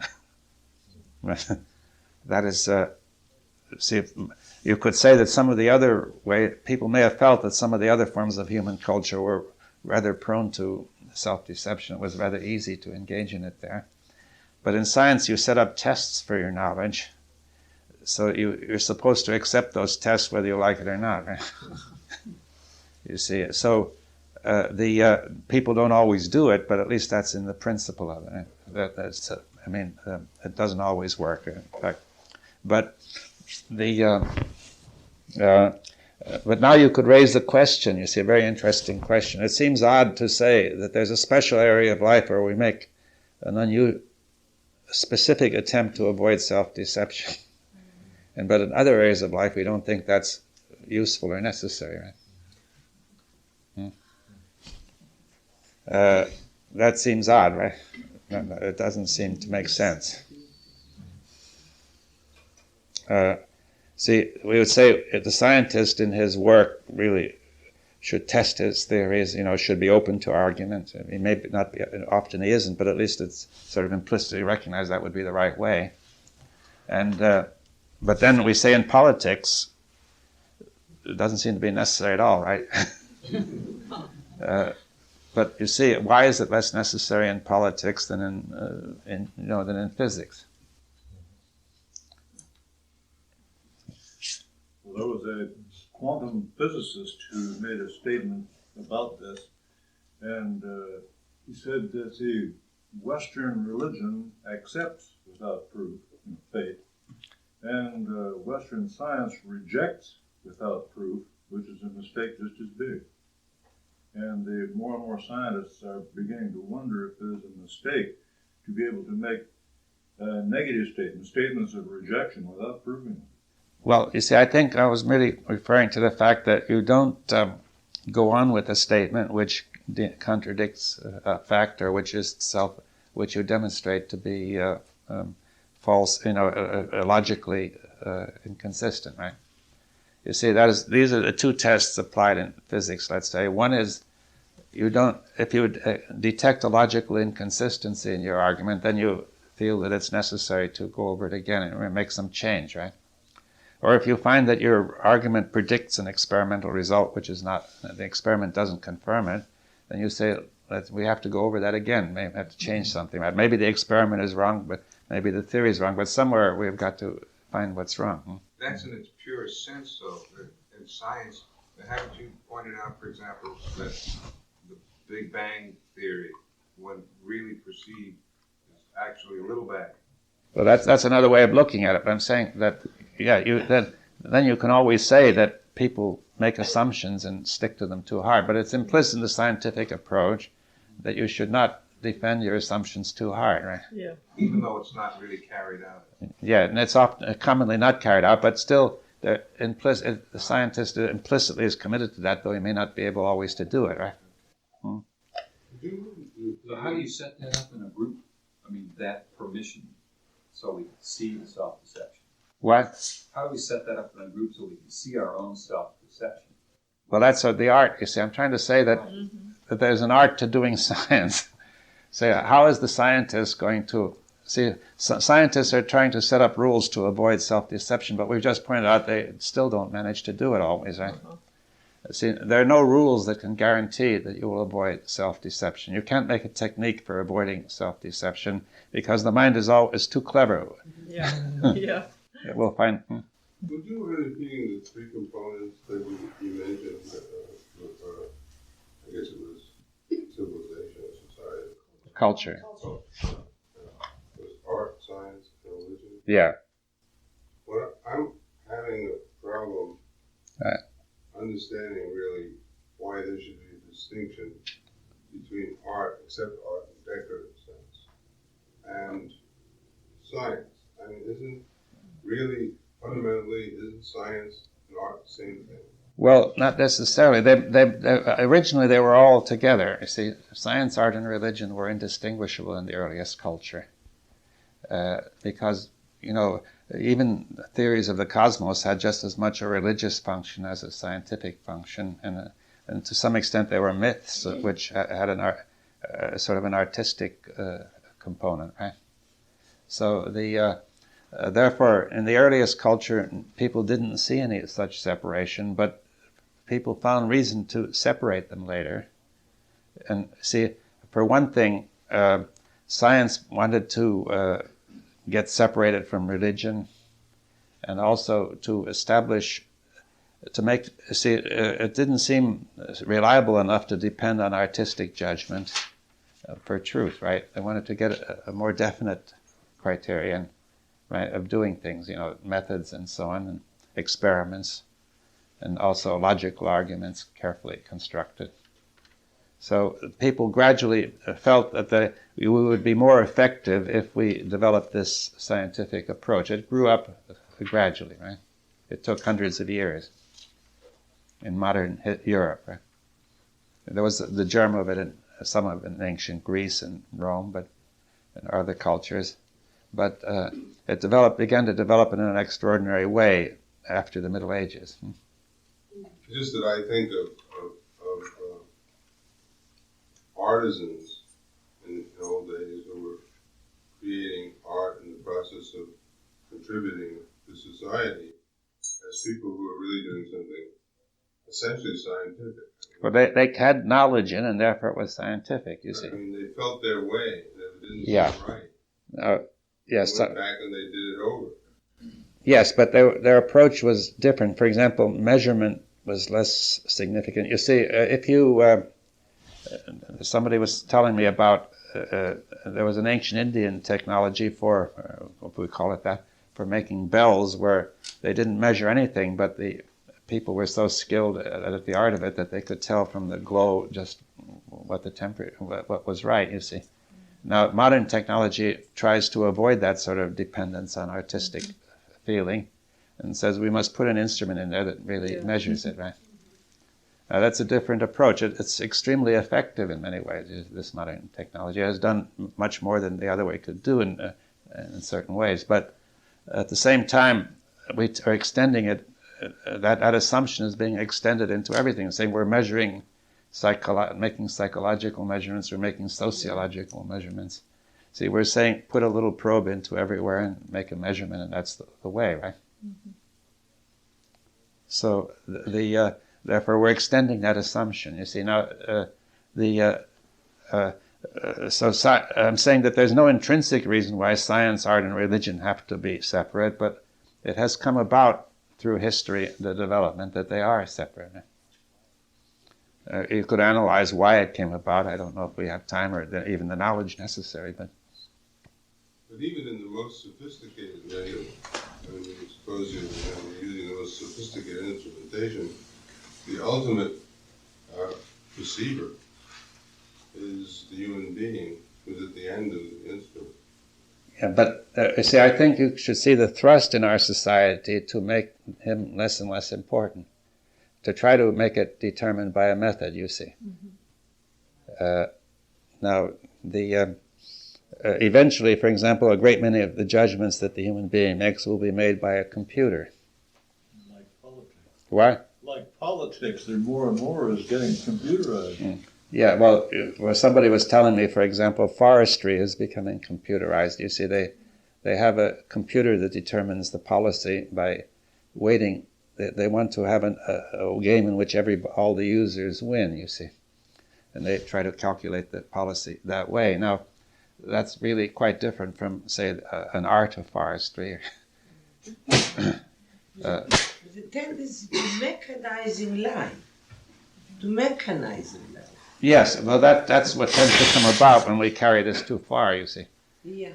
You see, so the society has made this division, and the division there's a dynamic in it. This assumption has the power to push it further and further to the limit, right? It tends to keep on moving toward the absolute limit. And but anyway, you have, I say one of the main points about the scientific approach is the emphasis on truth and honesty, of saying we must find means of not deceiving ourselves, right? And that, but on the other hand, the mind is so clever that it can always find ways around any particular method. You see, but the interesting point is, why should we say there's a special scientific approach for physics or chemistry or something else, but why other human activities are not subject, don't have that same motive, right? See, why is it that we see? For example, Machiavelli wrote a treatise in which he said that deception was essential for politics, right? That the prince must deceive in the interest of his people. He developed a method as well that Yeah. a lot of politicians carefully study. Yeah, so the point, he was one of the first people to say it, but people were doing it long before he said it, right? So therefore, some people seem to have perceived that, whereas, you see, deception is not a good way to carry out technology, so it is really a right way to do politics. In religion too, yes. Well, I don't think it's a difference, really. As it has been developed. But you see, religious. But anyway, we have science having, wouldn't say the true artistic attitude include the fact that one wouldn't deceive oneself, you see. But but it'd be more subtle than just say some measurement is the test. But now, then you come to religion, where people, what are they doing? Well, and sometimes it's just the opposite of science in a way, where you have to suspend objective kinds of judgments and go with faith. Well, maybe, but you see, but then what is the line between faith and self-deception? You see, there are those people who may have faith and those people who need to believe, right? But that's by definition. The science, as it was defined a few minutes ago, was to know something. Art, by definition, is to fit something in. So there's no need to measure anything. And then religion is I want to get to the definition of that one, but it doesn't seem to, religions throughout the ages have all said that they're seemingly dealing with the unknowable, which, like Vivian said, it seems to be at the other end of this scale. That's really, and nevertheless, they do bring in cosmologies. Every religion has its theory of the universe, how God made it or something else made it. And that is, they do bring in something which is also part of the domain of science and of art, right? Mm-hmm. Right, mythology is an art, right? But self-deception is yeah, well, there's danger. The danger of self-deception seems to be greatest in this religious sphere. But you see, people have this urge toward religion is so universal that one wonders whether it doesn't have some valid point to it, at least somewhere, right? Right, but yesterday you began one sequence with the statement that there was a point where man was very close to nature and needed no other corroboration of what he sensed because he was close to nature. As he started moving away from nature, something had to replace that, and belief took over, whereas originally there was no need for belief. And then that mechanism became religion, et cetera, et cetera, et cetera. So the self-deception in its initial perception. There could be no self-deception initially, only when it moved to a function of the brain. Yeah, it's complex. You see, even the original mythology may have been just an artistic way of putting some perception. But even then, there are cultures that have, for example, an annual cycle of rituals. Mm-hmm. And that cycle corresponds to the cycle that one perceives in nature. But one could see that maybe prior to that, before it was translated into a ritual, it was merely perceived and understood, and then they tried to preserve it by creating the ritual. Yeah, well, they had some reason for trying to put this in an artistic form, and would also have a sort of a scientific motive in the sense of wanting to know it. You see, in the beginning, we were not separating those impulses, and the people felt that impulse to try to grasp it as a whole. Now, we may feel that our scientific story of the universe is superior to this earlier mythological story, but in the long run, you have to say that science is another kind of mythical story, which, however, is much more detailed and more carefully checked and so on. But the earlier myths always had a component which really was right? They led you, for example, to plant at the right time and so on. You could say our modern scientific theories, if they work, they lead you to do the right thing at the right time too, right? But it may be that ultimately the assumptions behind them are not justifiable either. Right?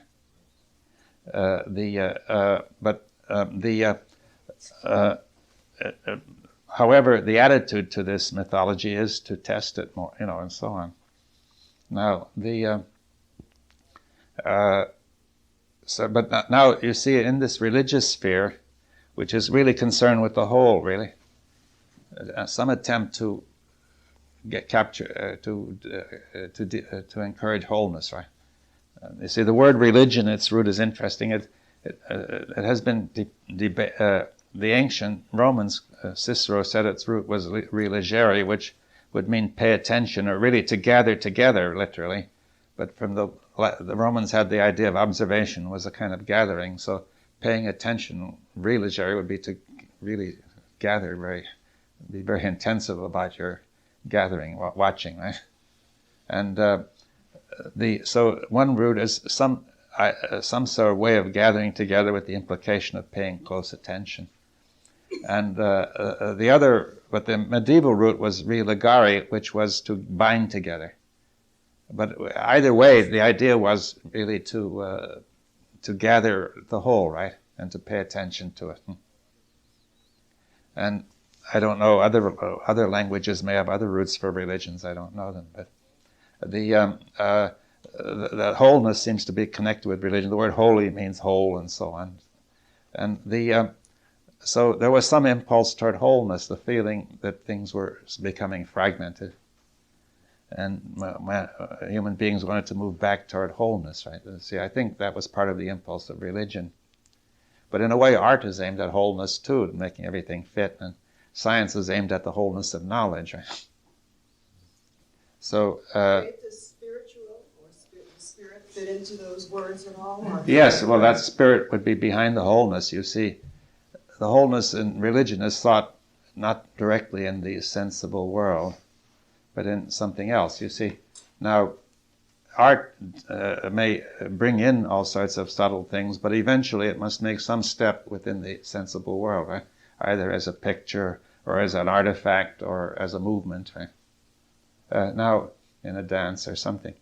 Now, the religion tended to move more toward what we call spirit. Now, yes, what is the word spirit? Well, in Latin, the word spirit just means breath, right? Inspiration. And the same is true in most languages. In Hebrew, it means breath too. And you can see the analogy, or the wind, or whatever. You see that if you see the wind blowing, if you see the trees are moving, you see the visible movement is the result of some invisible, more subtle source, right? So naturally, the idea occurred to people. We see ourselves moving and doing all sorts of things, but the spirit moves us, like the wind, right? Or like the breath. So that seemed a natural idea. We could take it as a proposal that was worthy of serious inquiry.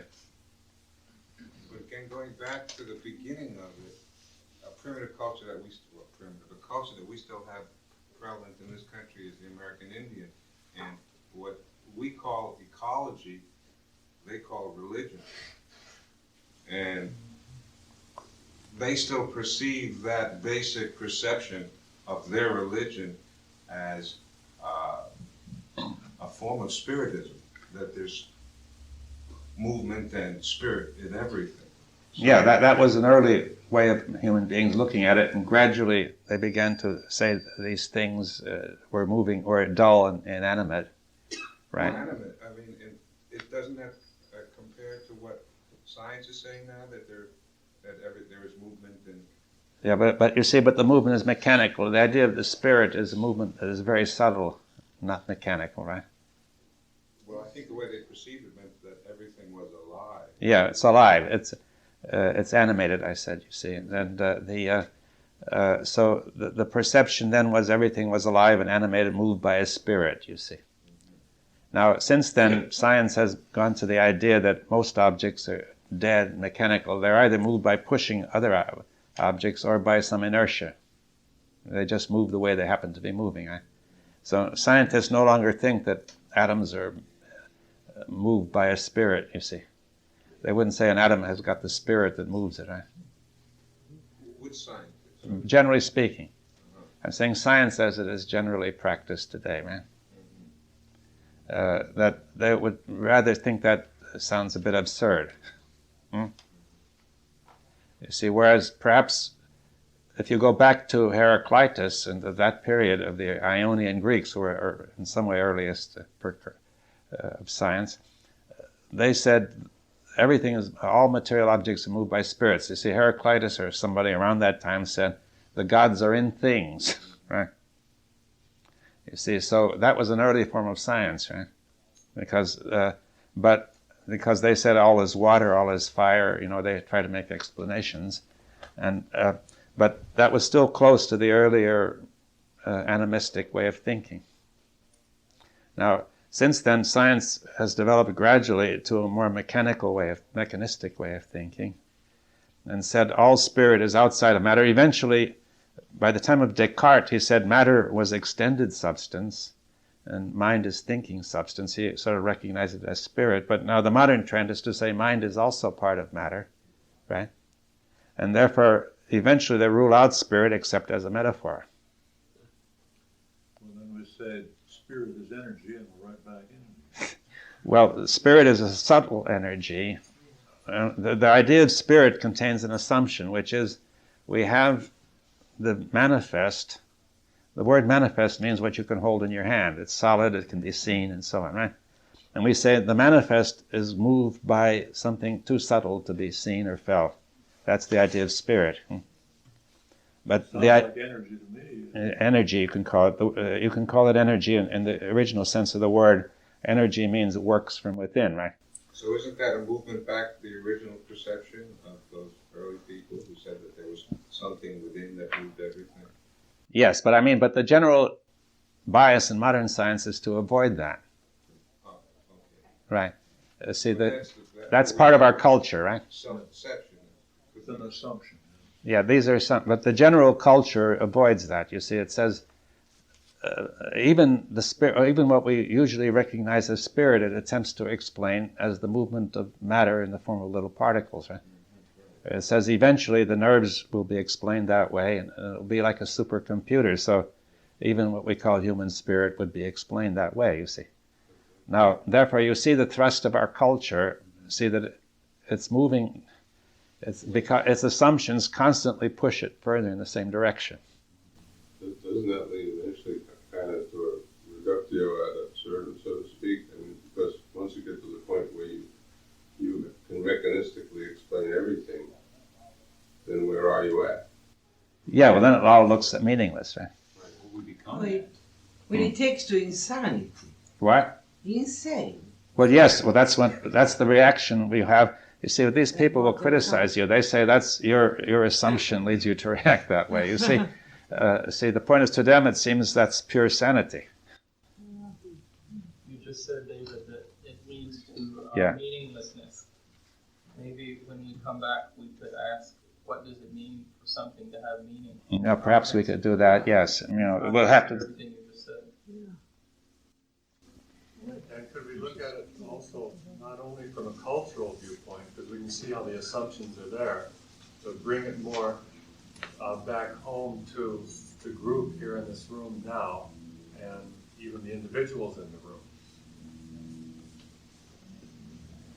Yes, well, we'd have to bring it all that in together. I suggest that there's one other distinction you could make between the individual, we've been talking about, the socio-cultural sphere, and we'll call it the cosmic, you see, which is the sphere of man's immersion in nature and of science, the cosmology of science and of religion. Right? Yeah. And that and everything together. Yeah. So human beings have been interested in those three areas all the time, right? Okay, then I think then we may as well stop now then.